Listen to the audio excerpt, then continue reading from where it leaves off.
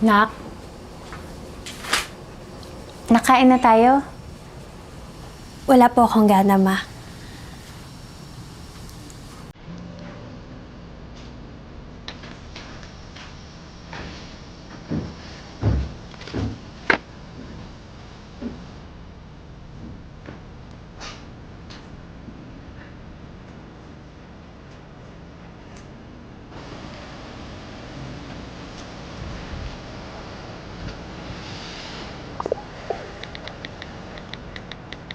Pwede ba tayo mag-usap? Alam mo na ba yung tungkol kay Tito at kay Mama? Hindi ka ba nagalit dahil tinago nila sa'yo? Nagulat.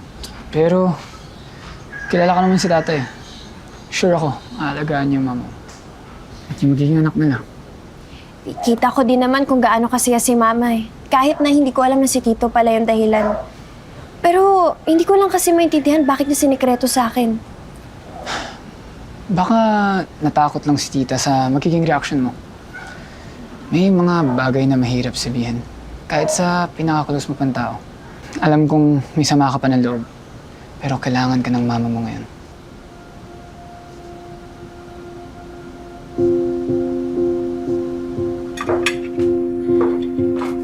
Nak?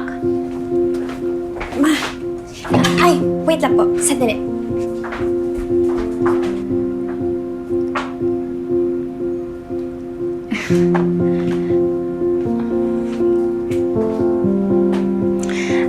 Nak, dapat ako ngayon mag-sorry sa'yo eh. Naging selfish ako, Ma. Ang dami mong sinacrifice para sa akin mula nung pinanganak mo ko.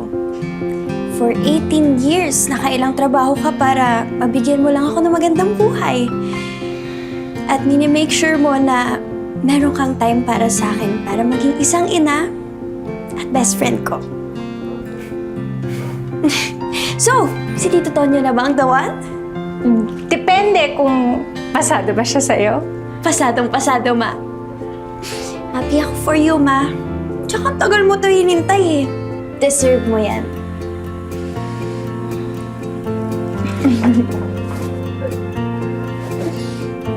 Anak naman eh. Napaiyak mo. Kakamake-up ko lang eh. Huwag ka umiyak, Ma.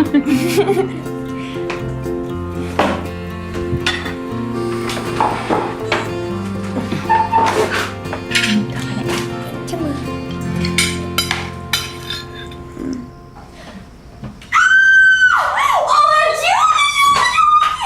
Uy, Julia, ano nangyayari? Wow, OMG! Nakapasa ako sa NPU!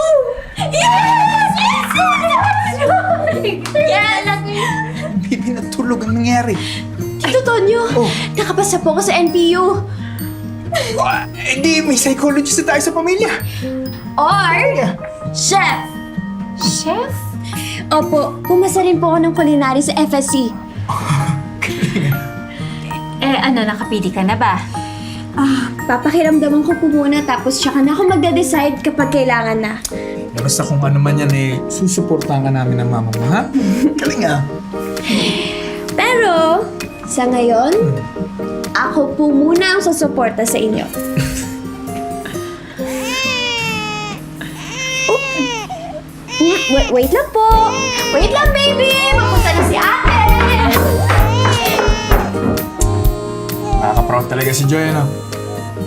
Nakaka-proud ang anak natin. At mukhang matutupad na niya ang mga pangarap niya.